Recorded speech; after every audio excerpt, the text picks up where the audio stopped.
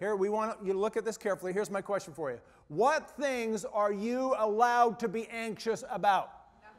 Nothing. Be anxious for nothing. Nada, zero, zilch. Nothing you're allowed to be anxious about. What things, second part of the question, what things are you to be thankful for? Everything. In everything, be thankful.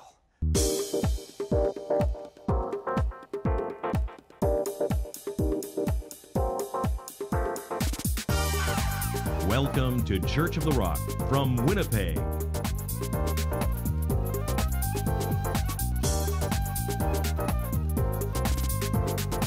Stay tuned to this week's thought-provoking message from Pastor Mark Hughes.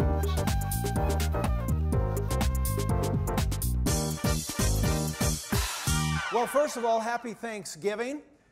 Thanksgiving, I think, is probably the most important holiday of the year when you think about what it's about thanking God for all the good things. But at the same time, I think it's probably in our culture become one of the most underrated holidays. I mean, people don't know what it's about. People don't know what it's for. For them, it's just another day off. It's about right up there with like St. Patrick's Day. And, the meaning has been lost. We got Dennis the Menace. He's standing with Joey. They're in front of a store window just before Christmas. And Dennis the Menace is explaining to Joey the holidays. He says, well, this is how it works. On Thanksgiving, we give thanks to God. And Christmas is his way of saying, you're welcome. Unfortunately, today, for many of us, like I said, it's just another day off and an opportunity to overeat. Well, this morning, my Thanksgiving message is entitled, A Million Thanks. Let me tell you where I got the title from. There was a businessman down in Texas years ago, and he wanted to find a way to thank his clients and his customers. And so he had a book printed up, a big, thick book printed up. It was called A Million Thanks. And he sent it to his customers, and when they opened the book, it was the word thanks printed over and over again 1,000,000 times. He was so impressed with his creation, he applied for copyright. They said, no thanks, because you can't copyright one single word. But I don't think there's a more important word in the English language than thanks or thank you. We're going to find out a little bit about that today. And if you have your Bible with you, why don't you open up to Matthew chapter 15. We're going to look at the story of the feeding of the 4,000. A story you all know, but hopefully you're going to see something you didn't know. Verse 32 says this, Then Jesus called his disciples to him and said, I have compassion on the multitude because they have now continued with me 3 days and have nothing to eat. And I do not want to send them away hungry lest they faint in their way. Then his disciples said, Where could we get enough bread in the wilderness to fill such a great multitude? And Jesus said to them, How many loaves do you have? And they said, 7 and a few little fish. And he commanded the multitude to sit down on the ground, and he took the 7 loaves and the fish, and here it is, and gave thanks. Say, and gave thanks.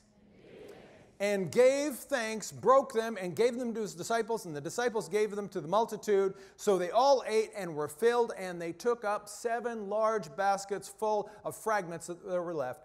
And those who ate were 4,000 men, besides women and children. 4,000 men plus women and children. How many people were there?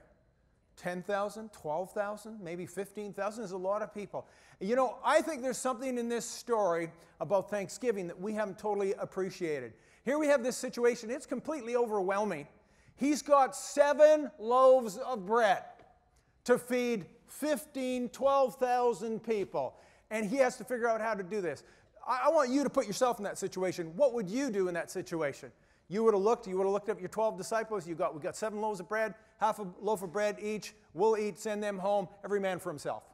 That's probably how we would have approached this. It's not what Jesus did. Jesus took what little he had and he gave thanks to God for it. I don't want you to miss that. He didn't thank God just in his abundance. He thanked God in the fact that they were in lack. You see, isn't that our mindset? We thank God when the good things happen, right?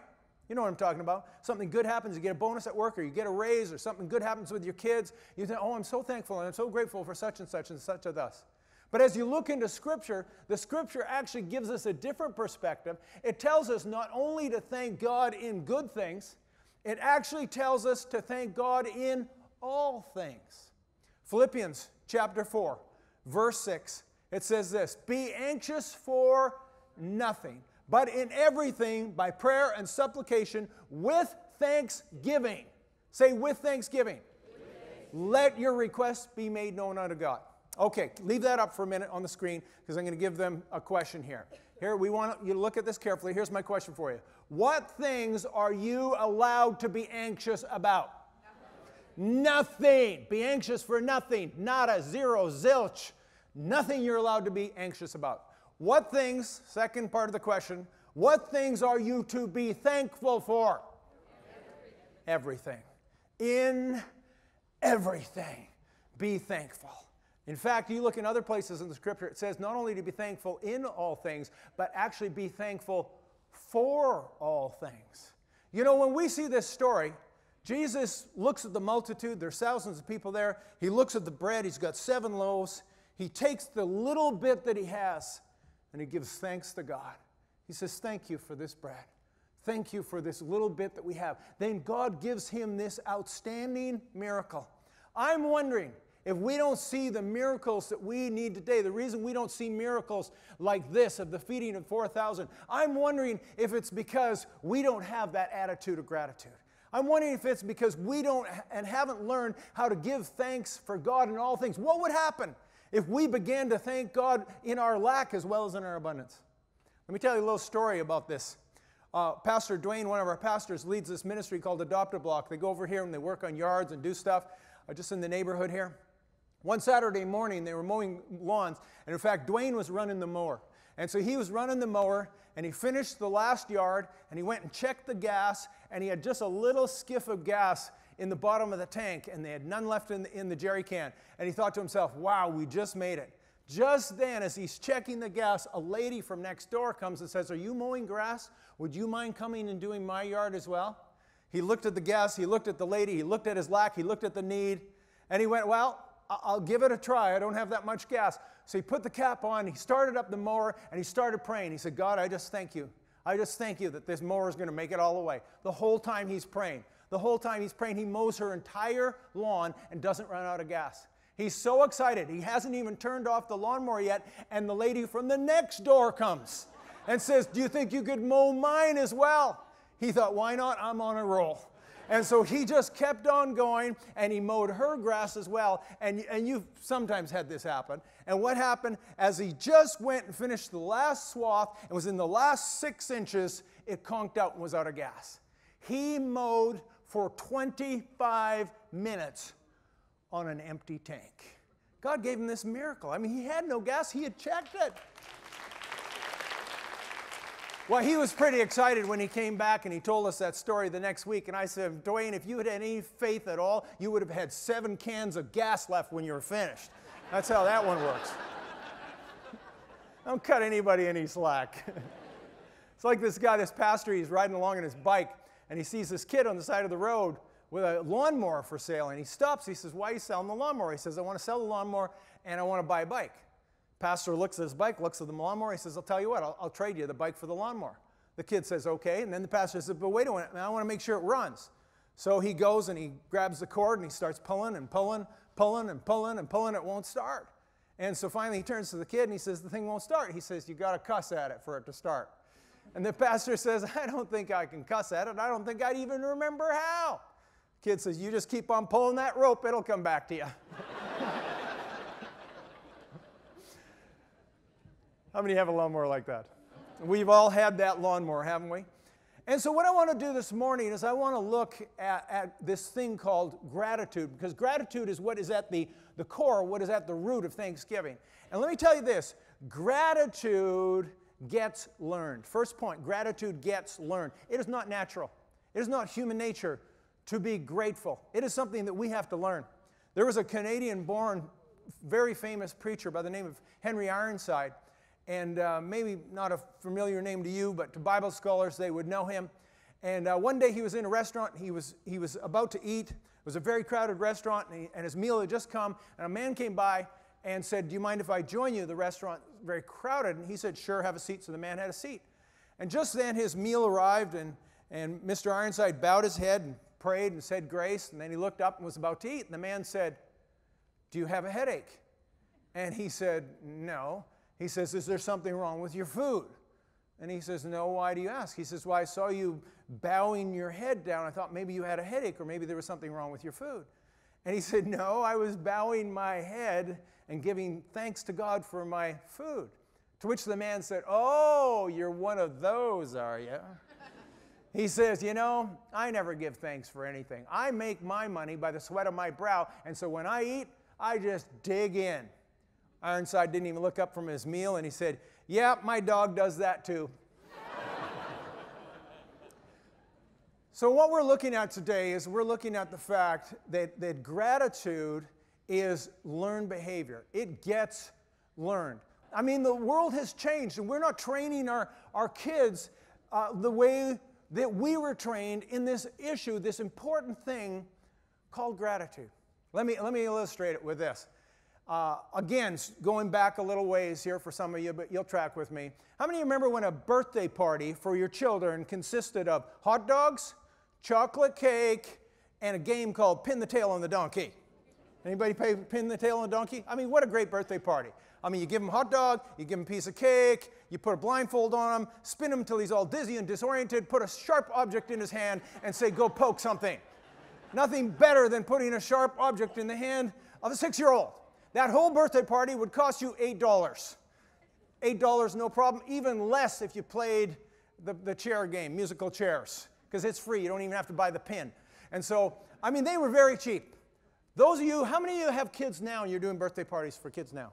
That wouldn't cut it today, would it? That would not cut it today. Are you kidding? You do a birthday party like that, you will be the laughingstock of the Montessori school. I can promise you that. You know what a birthday party looks like today? The first thing you need is a cake. And it better be a custom-made cake in an exact replica size of the Disney castle. And it better be gluten-free and peanut-free. And if some kid goes into anaphylactic shock, they're going to sue you 10 ways till tomorrow.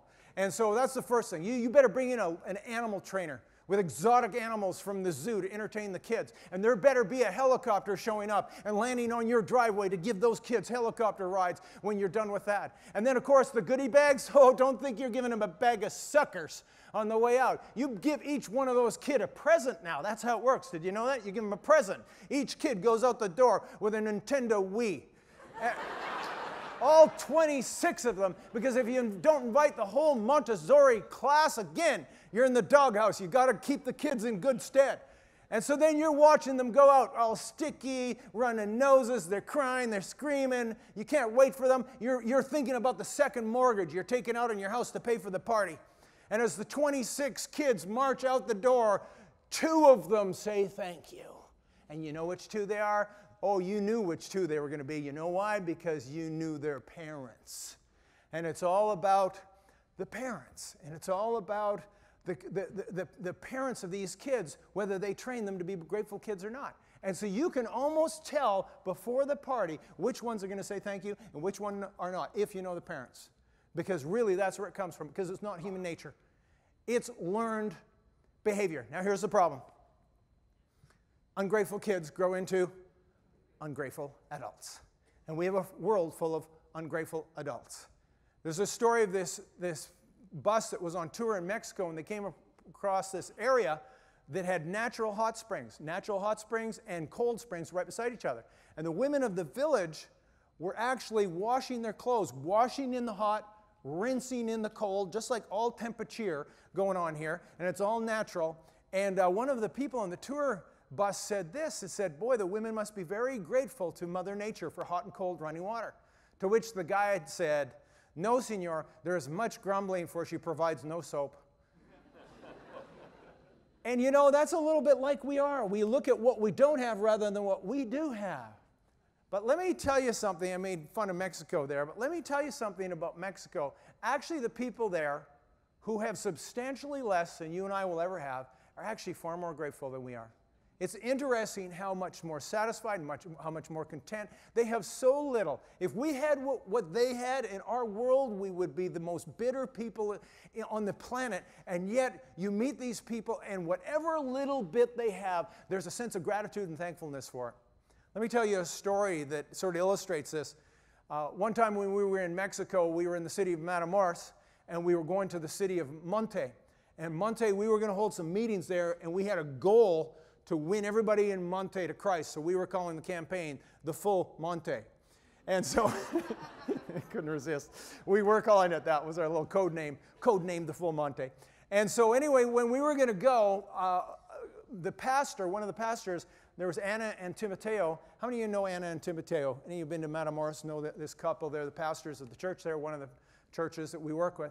And so he was taking his own car, and so it was decided that I would ride with Timoteo rather than going in our air-conditioned 15-passenger van with suspension.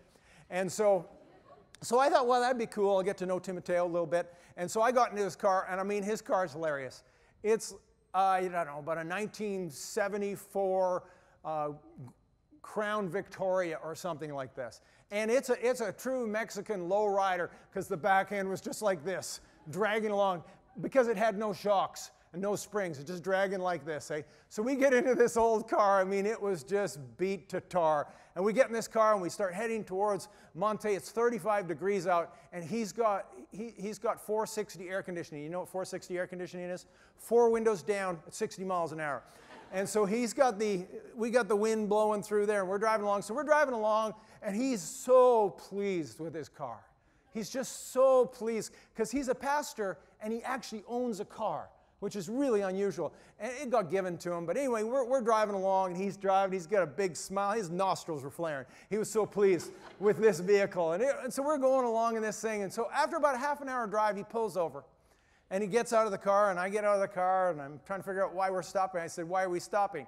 He points at the temperature gauge, which is pinned like this. And then I see the steam starting to come out of the motor like this. So we sit on the side of the road for about 10 minutes. After 10 minutes, he goes and he pops the hood, he opens the radiator. He goes to his trunk, opens his trunk. Now I know why it's a lowrider. His entire trunk is full of jugs of water.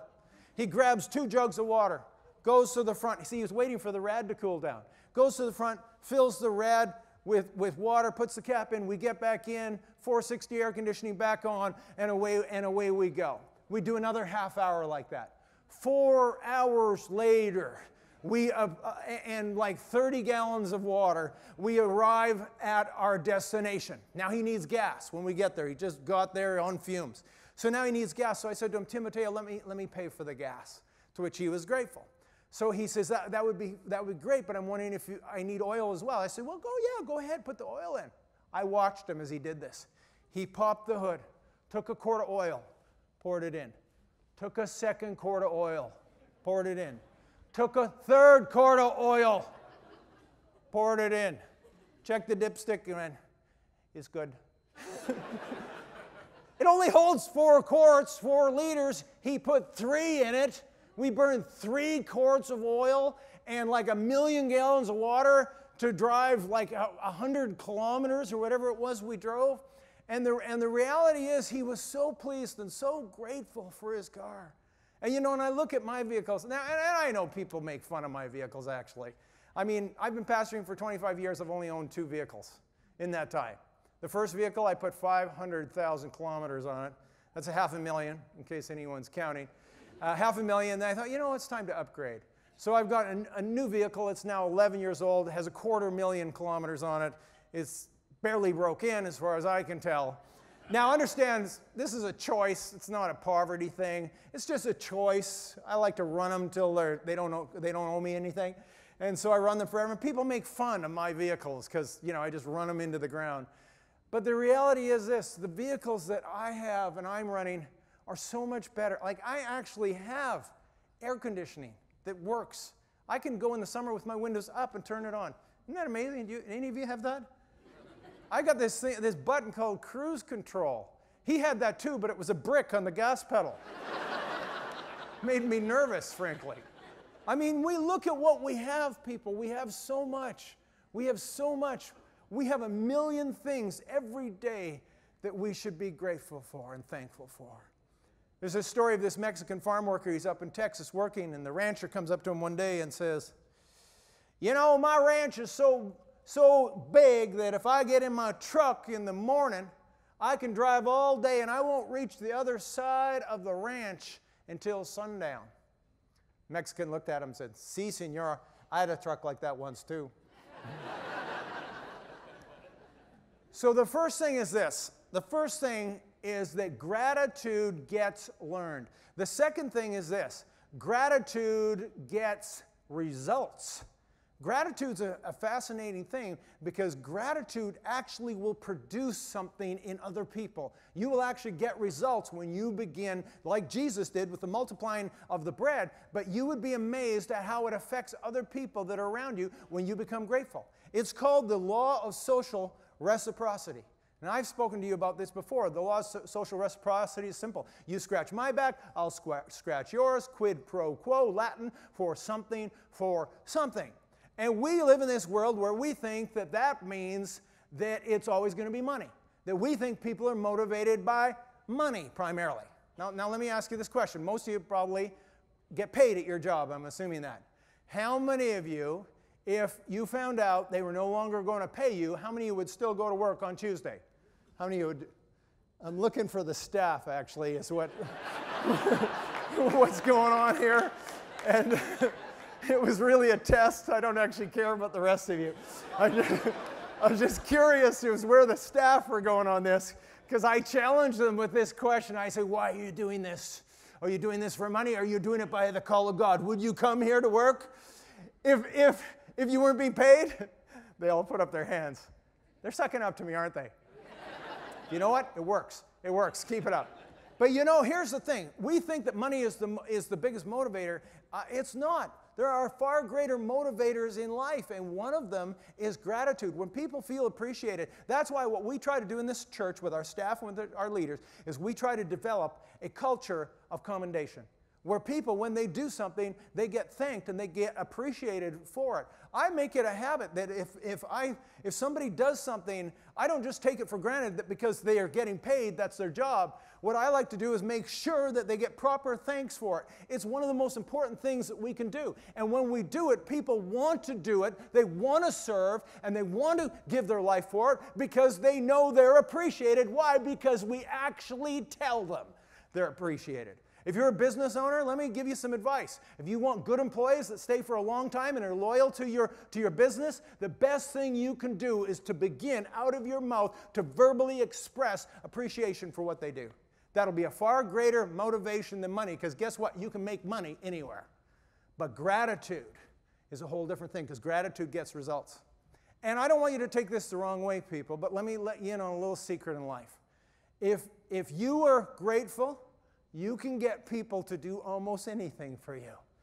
I mean, I'm not telling you to be manipulative. That is not what I'm saying. To be genuinely grateful, it gets results, and you would be amazed what people will do. People will go way out of their way for you if they think you appreciate it.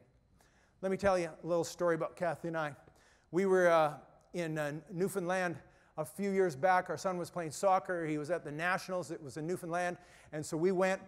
We got there, we're in St. John's, we're staying in a different hotel from the kids, and we're trying to get to the first field. The field was at King George School, I think it was, and so we walk out in the street, we're right there in downtown, we're standing on the street, I'm not at a bus stop, I'm not even at an intersection, we're standing there looking at the tourist map, you know, like you do, and we're turning it, and whatever. This bus comes and stops right in front of us.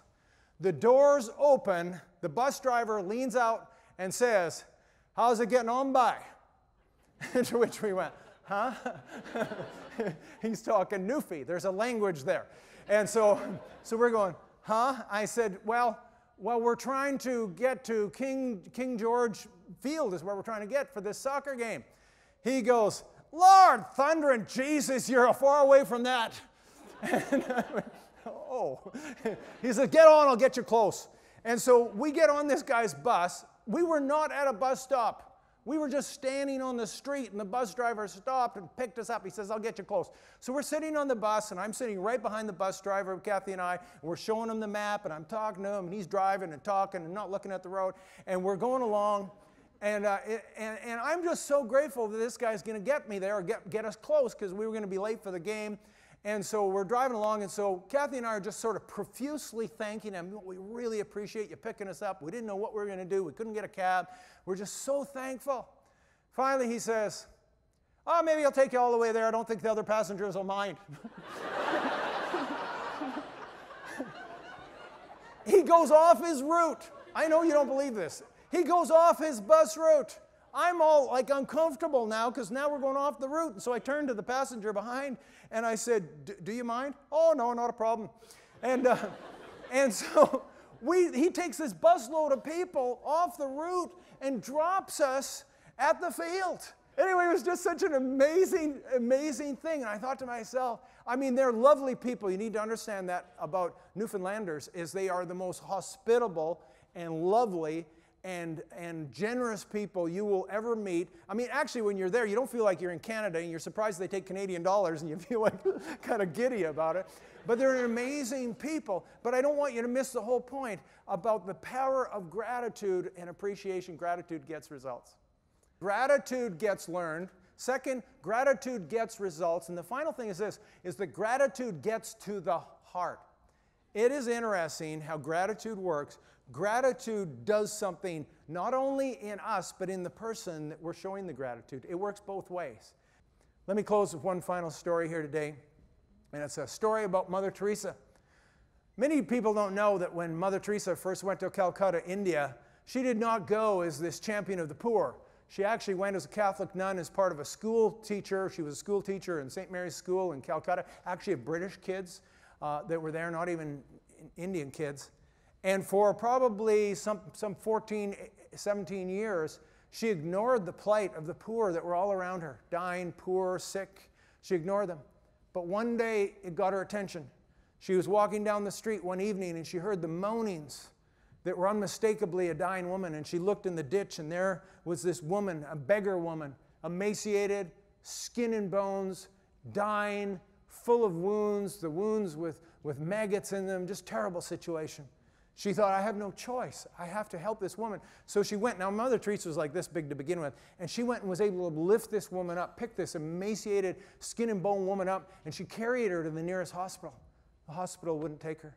Went to another hospital. They wouldn't take her. Another hospital. They wouldn't take her. She thought, what am I going to do? This woman's dying. What am I going to do? So she decided to take her home to her own place and put her in her own bed. And she washed her, and she combed her hair, and she dressed her and made her clean. And she held her in her arms in her last moments of her life. In her dying words, she opened her eyes and looked into the eyes of Mother Teresa, and she said, thank you. Closed her eyes and died. Mother Teresa was telling this story in 1994 at the National Prayer Breakfast. And she said, there I was helping this woman. And in that moment, I realized that she was the better person than I. Because what would I have been thinking about in that moment? I would have been said, I'm hurting, I'm sick, I'm dying, I'm hungry. But instead, she took it as an opportunity to show her gratitude. And she went, thank you. And she said, I realized in that moment that she was the better person than I.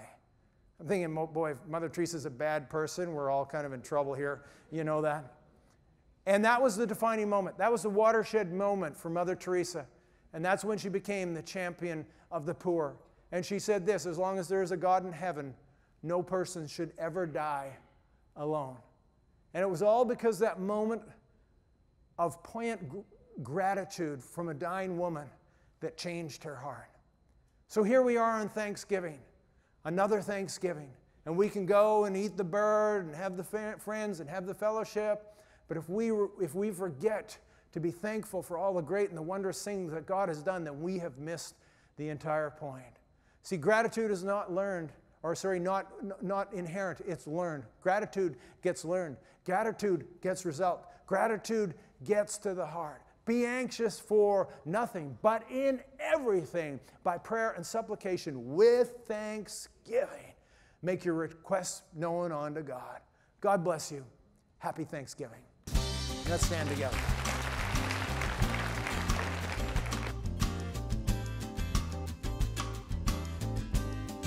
Church of the Rock has services every Sunday at 1397 Buffalo Place, and we invite you to join us when you're in the Winnipeg area. If you'd like a booklet to help you understand more about God's gift of forgiveness and reconciliation through Jesus Christ, please contact us, and we'd be happy to send you a free copy of the Book of Hope. Visit our website at www.churchoftherock.ca. Thank you for watching, and God bless you.